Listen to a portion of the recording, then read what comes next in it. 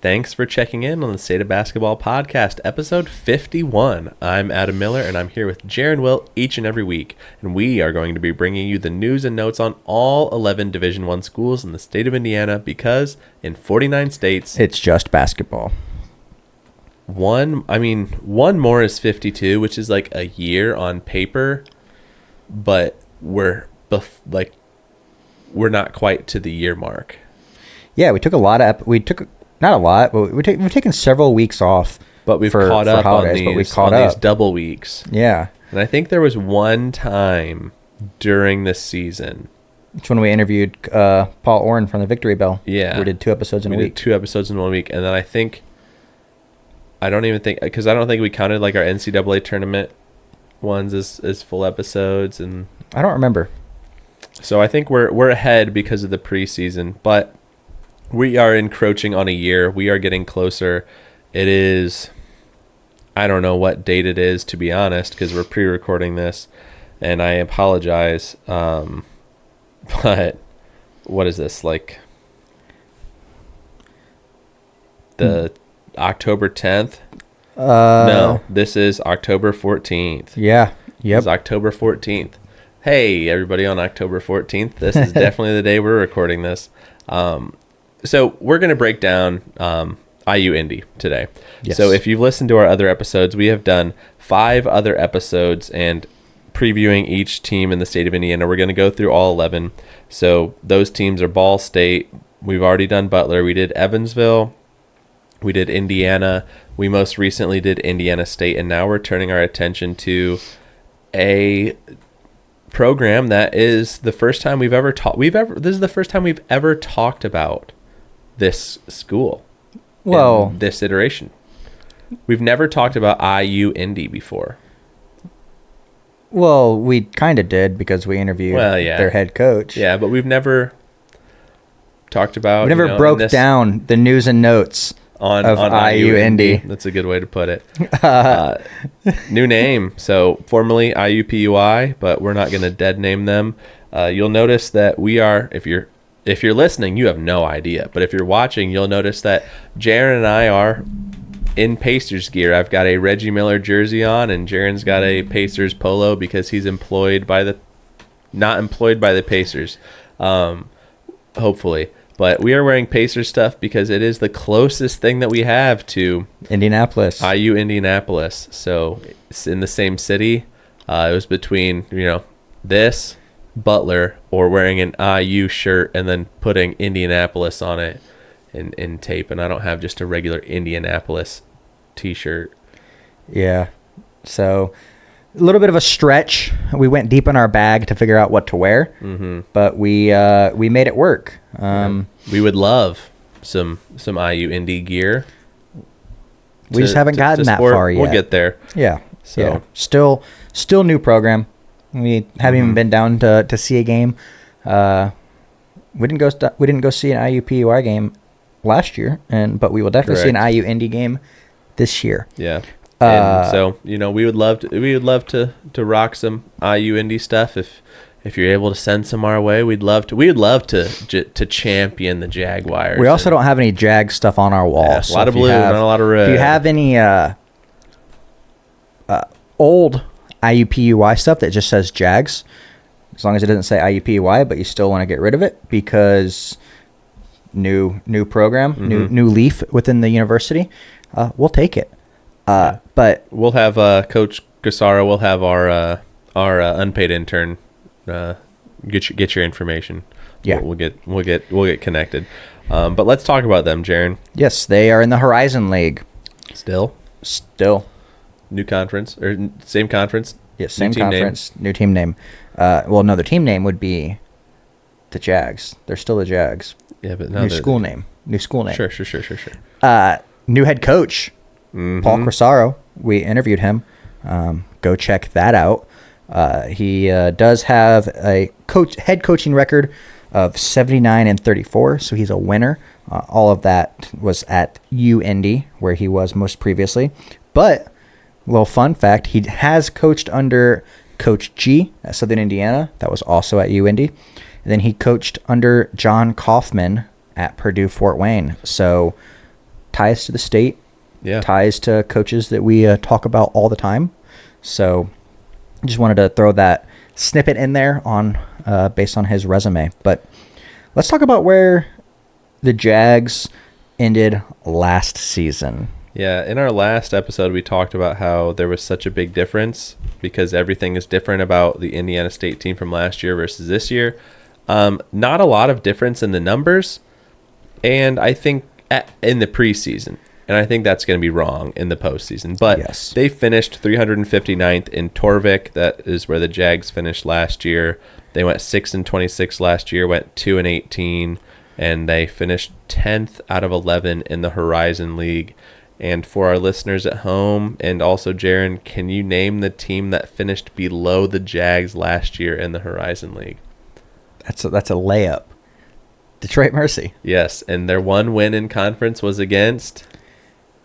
Wasn't it IU-PUI? It was the Jags, yes. So we will not see we were confident we will not see a repeat of that this upcoming season. So that's where they were last season, 359th in Torvik. Where are they this season, Jaren?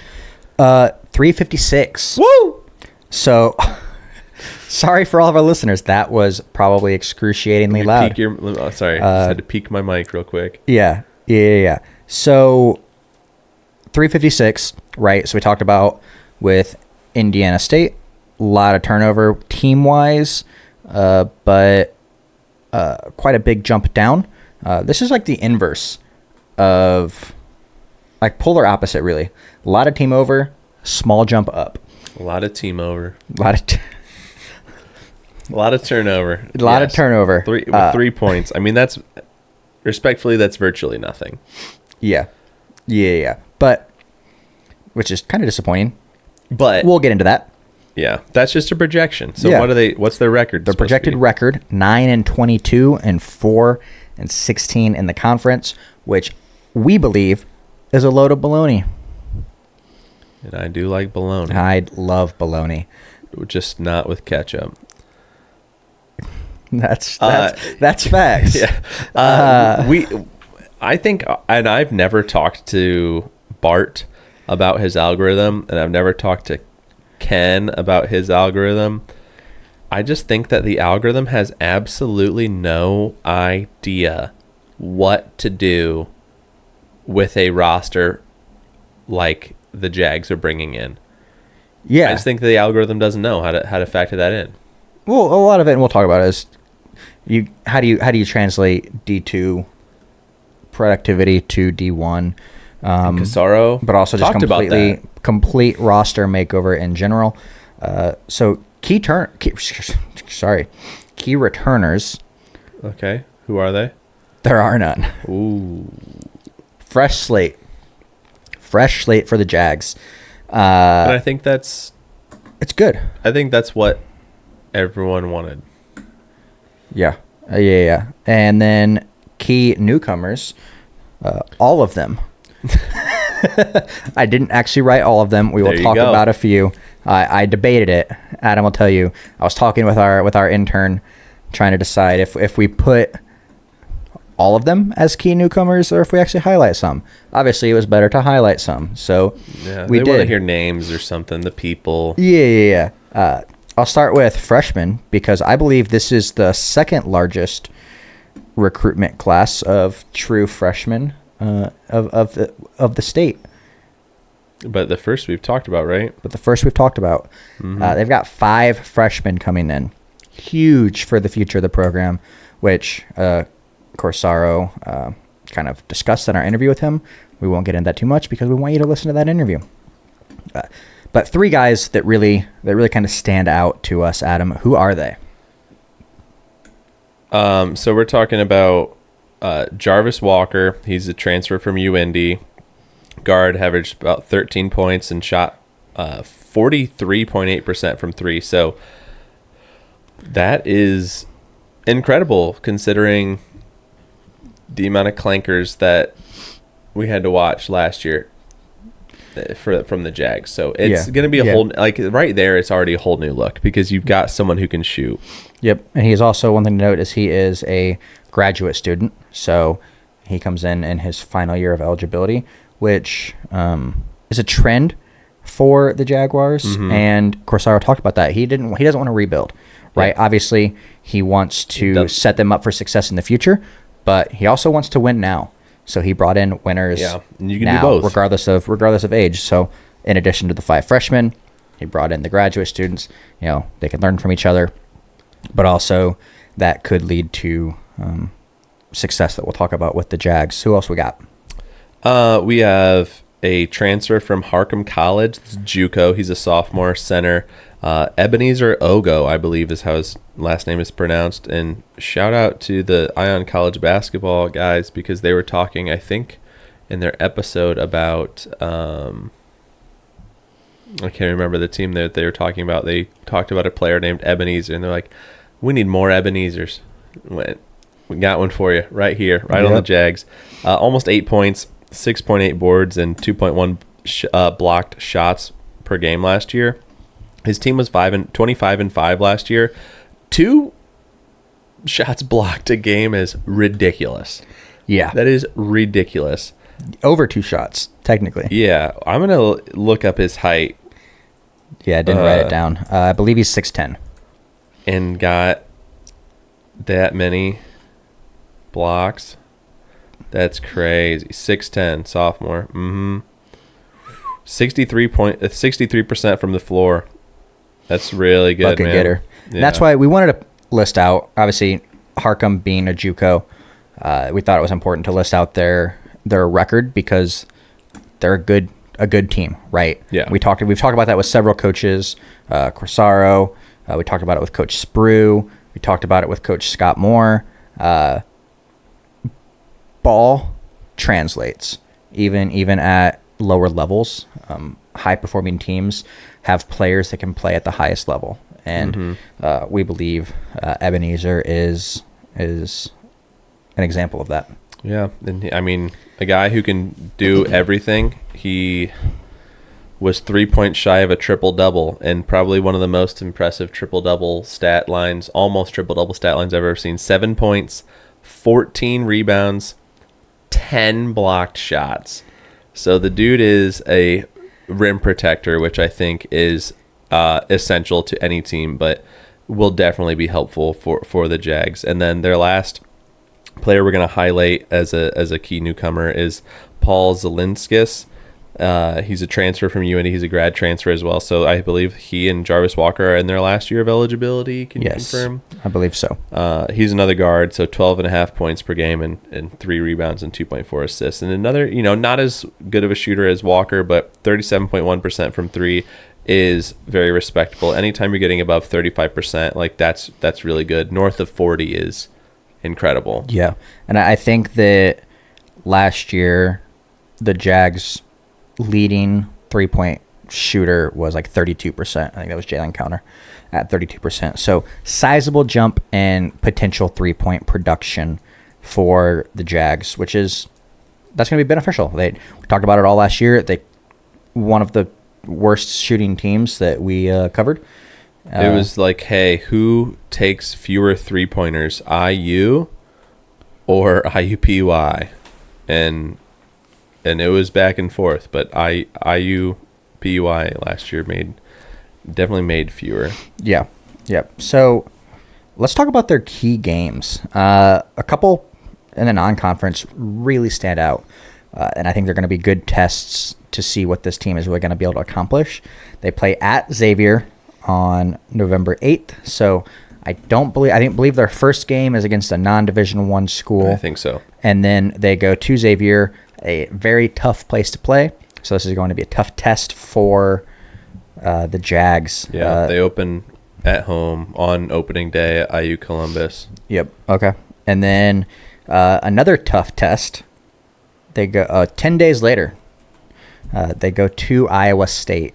So Ames, Iowa has not been a friendly place to play in the recent years. Yeah, TJ Otzelberger has that thing absolutely rolling. I mean, they will probably be a top 10, if not top 5 team going into this upcoming season. So I think they're like number 3 according to Torvik. It's pretty intense. They are number 3. I know ball. It's tough. Yeah, so not our intern knows. Yeah, that's true. That's true. So 2 tough tests in the first 2.5-3 weeks of the season, but I think that's great. It's a great scheduling for the Jags. Like we said, Corsaro wants to win now, and playing against teams of this caliber is, I believe, going to help them win now. Then they also play in the Alabama A&M tournament. They'll play Coastal Carolina on November 22nd. Then they'll play South Carolina State on November 23rd. Coincidentally, they then the next day on the 24th, I believe, play Alabama A&M, but not as part of the Alabama A&M tournament. Yeah. So fun little road trip there. It's probably one of those deals like, hey, we're already here. Like, you probably don't have a game this day because of the tournament. We don't have a game this day because of the tournament. Mm-hmm. Let's just play. It's like I think it's North Carolina this year. They play in Maui maybe, and they're just like then they're just gonna stay extra and then just play Hawaii. Have you heard about this? You can play 32 games in a season. Have you heard about this like NCAA rule? There's like something in like specific cases where like if you're in like travel so far that like you can just pick up an extra game and it like won't. I think like the 32nd game won't count for your like official record or something. Interesting. But like they're just gonna. So it's like an in-season exhibition almost. Yeah, they're just gonna like play Hawaii, because they're there. Like, well, might as well just get a couple extra days on the beach and our boys will play Hawaii. Yeah, so, good for them. Not the same, but like that's what that reminded me of. Yeah, good for the Jags for making that happen. And then looking ahead at the Horizon League, their conference opener is against Green Bay on December 4th. They do play a couple games before.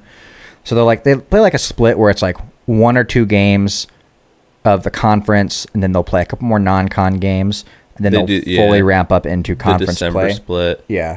And then they play Purdue-Fort Wayne a week later on the road. So they'll be in Fort Wayne. On the 11th. And then they'll return. Or I guess they'll return home. Purdue-Fort Wayne will travel down on the 25th of January to play them there.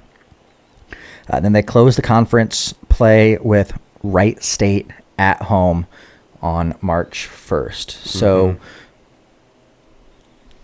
it sucks that they don't have a lot of big non-con games, but I love the way they scheduled because they have 2 really tough non-conference games. Yeah, that I think are going to be an opportunity similar to we talked about with Indiana, where they play Tennessee, and then they can figure out what they need to do to win against good teams during their early non-con before Atlantis.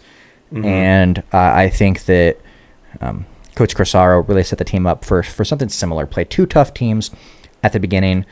They'll get not beat up, but they'll play some physical teams and then go into conference play and hopefully play lights out. I think on paper, you look at at Xavier and at Iowa State, and you're like, you're going to lose those, but you have the advantage of these teams thinking of you as last year's team. Yeah, for sure. And you're going to go out, play a non-D1 team, probably win by 1 trillion points, and then go to Xavier. Hard place to play, but Xavier probably plays a home game before that. Yep. So people will go to the home opener. People probably aren't going to show up in the Cintas Center for, IU-Indianapolis. And that is a mistake because the Jags have an experienced team who have proven production together and at a high level at the highest level of Division II. Yep. Which is probably like a 150 to 200 D1 team. I'd say it's comparable. Like at worst. Yeah. So if you want to make some money, like bet on them to cover. Absolutely. Like, absolutely bet on them to cover. And, throw $1 or $2 on the money line, because I think that like being if it was a later game in like December after there's like evidence about IU and Indianapolis, then it turns out differently. But like not a lot of tape 4 days into the season, base things off of. Throw some money on the money line, because I think that the Jags will surprise some people, and they might. I mean, Sean Miller's a good coach, but the players might just not get up for that game, and like they get up for the first game because it's the first game, but then you come in second game and cook them. Yeah, it's got potential. It does. It definitely has potential. It does. So what does that tell us? What are our goals? Looking at the end of the season, when we review this after the tournament, what boxes do the Jags need to check for us to say the season was successful? Mm-hmm. So I think before the coaching change, I would have just said win more games than last year. But as soon as the coaching change happened and the players that he brought in immediately, the goals completely changed for this team. 100%. 1,000%. The goalposts moved entirely. And so I think number one, got to be above 500. Like I don't want to say that any improvement is like a successful season, because that's not true. I want to say that he's not in a rebuild. Yeah. He wants to win now, and he wants to continue his winning ways that he did at IU-Indy at the D2 level. And so I think if you're above 500, you've proved that. Yeah. Like, I don't know where that would put you in, like, irrefutably. Like, you proved that that's not. Yeah, you won more than you lost, and that means you probably were, I don't know, at worst, like 8-12. Yeah. In the conference. Yeah. And then, make it to go into the Horizon League tournament, make it to the quarterfinals, show that you're one of the 4 best teams in the league. Yeah. That if you can do that, like, that is a successful season. Then all of a sudden gets a lot easier to recruit to Indianapolis. Yep. Especially like you got a new arena coming. You've got a coach who really cares about Indianapolis. Yep. He really wants the Jags to be good.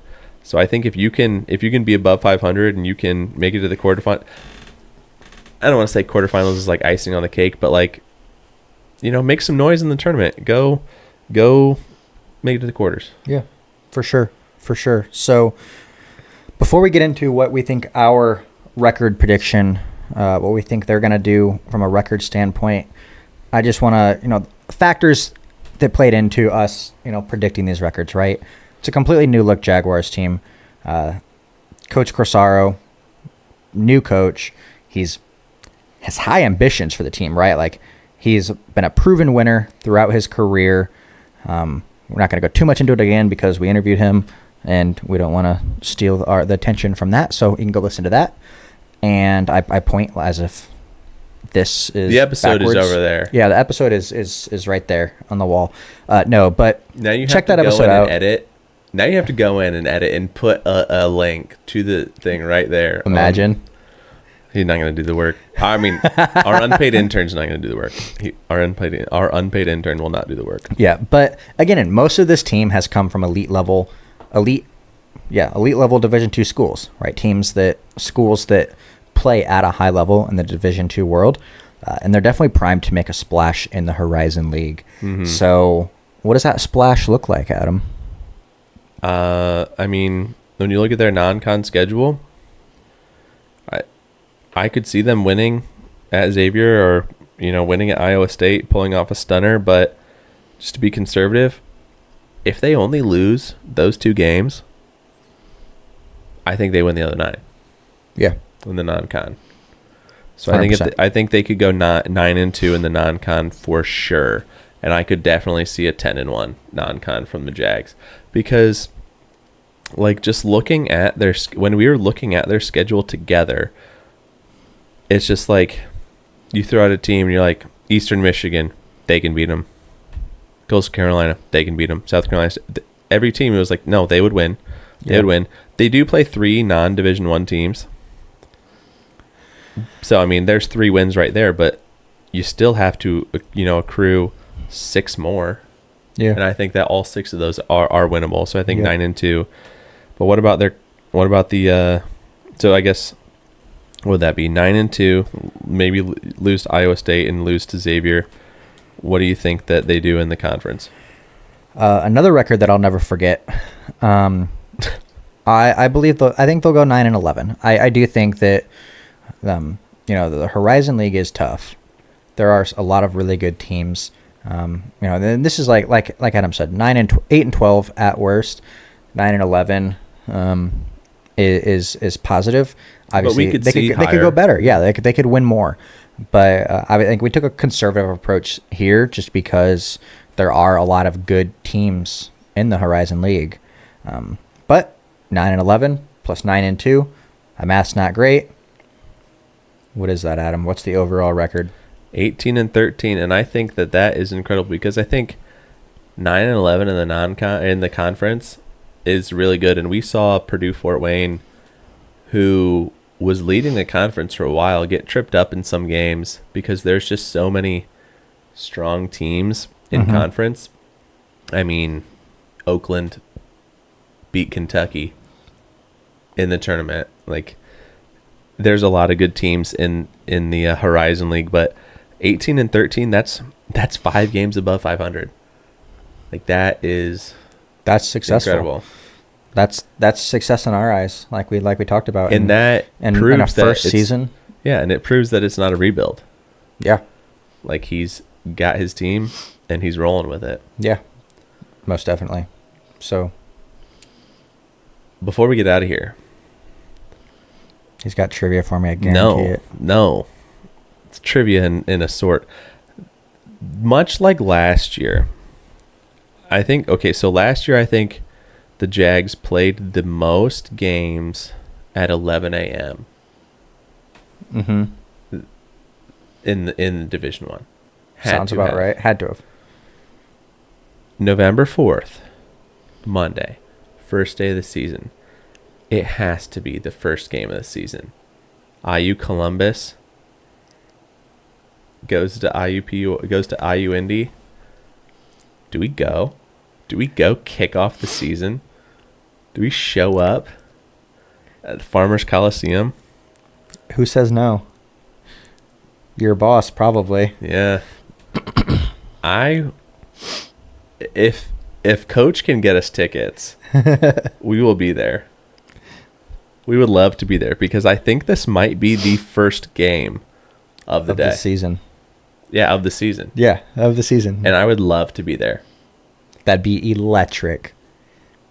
Coach, if you're listening, Luke, if you're listening, the AD, if you're listening to this and you can get us tickets, we will be there, and we will be all in on the Jags. So, and we'll have the opportunity to buy IU-Indy apparel. Yeah, we would love to be there, and be there on NCAA Readers Become Leaders Day. So if you can make this happen, we will be there. I will do everything in my power. Promise. Yeah, for sure. Well, the clock is showing quadruple zeros, so it's time for us to get out of here. Thanks for checking in on the State of Basketball podcast. We will see you next time. And remember, in 49 states, it's just basketball.